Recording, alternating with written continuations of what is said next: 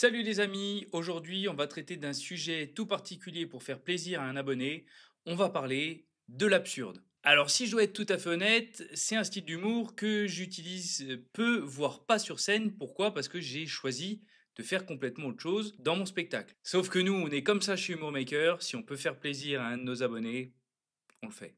Donc c'est pour ça qu'aujourd'hui on va parler de cette discipline qui divise quand même parce que tout le monde n'est pas fan, mais qui reste malgré tout une des plus efficaces que j'ai jamais vues, l'absurde. C'est parti.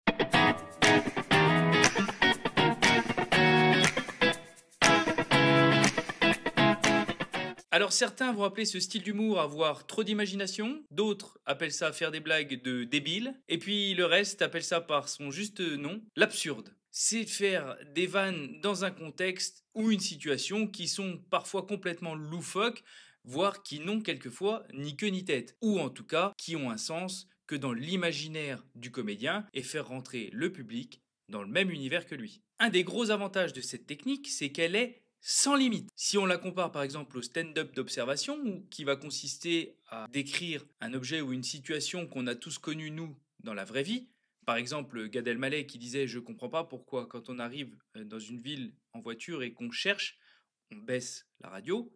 Ça c'est ce qu'on appelle du stand-up d'observation, on en a déjà parlé dans d'autres vidéos. Et bien là l'absurde c'est complètement l'opposé.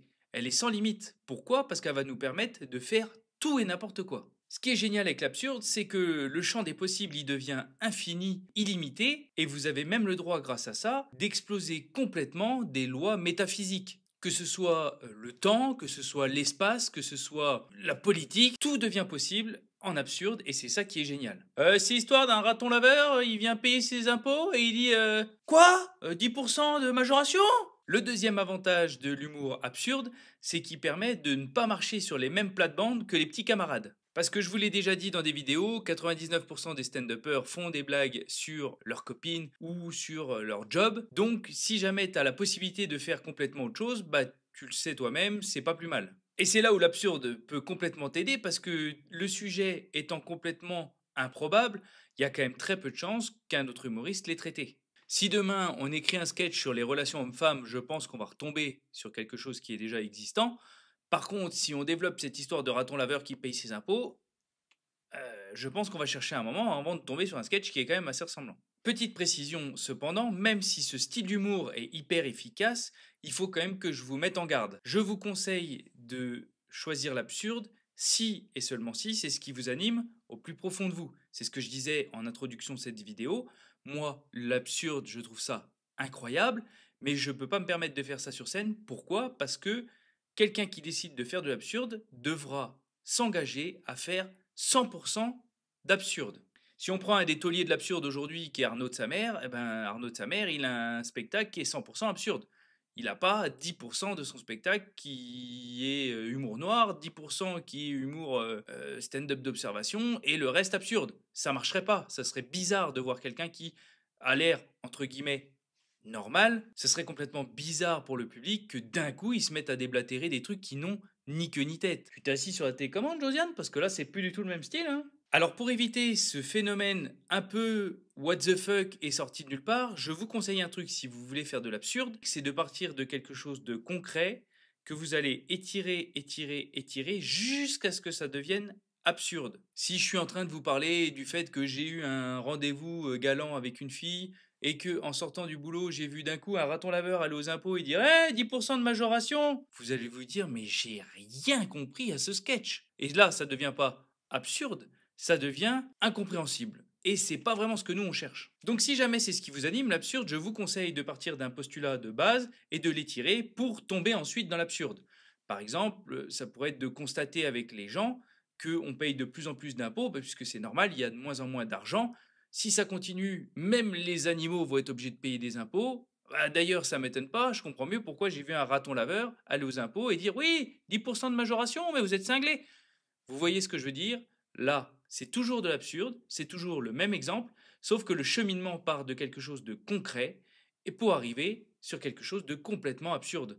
Et en aucun cas, un être humain normalement constitué, assis dans votre public, ne tolérera une absurdité du style un raton laveur qui vient payer des impôts si vous n'avez pas avant amené le propos et que vous ne lui avez pas fait comprendre que dans votre axe, on imagine que tout est possible.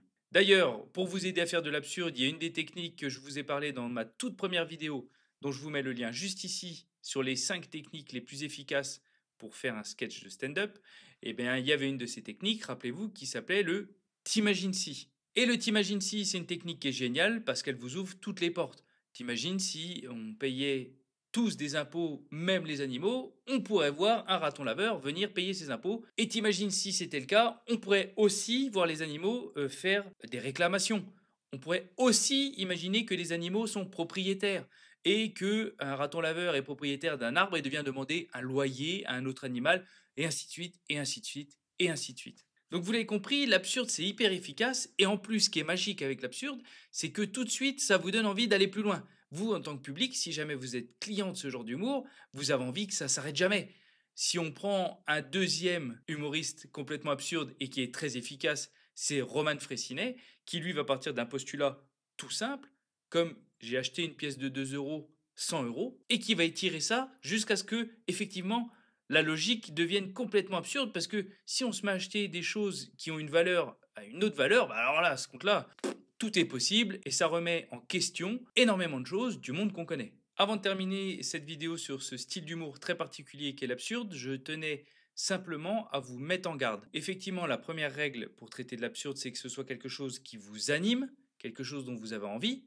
La deuxième règle, c'est d'aller exclusivement ou quasi exclusivement dans ce style d'humour pour pas avoir l'air complètement bizarre et bipolaire sur scène. Et la dernière chose dont je voudrais vous parler pour vous mettre en garde, c'est tout simplement que comme l'absurde c'est quelque chose qui n'est pas concret, si vous voulez que le public adhère à votre propos et rentre avec vous dans cet univers complètement bizarre, il va falloir y aller avec conviction. Et quand je dis conviction, vous allez devoir y aller à fond, vous allez devoir être persuadé de votre propos pour pouvoir convaincre les gens. Même si au fond, on sait très bien que les gens assis dans votre public vont se dire « Ok, on sait que c'est faux, mais on aime bien quand même ».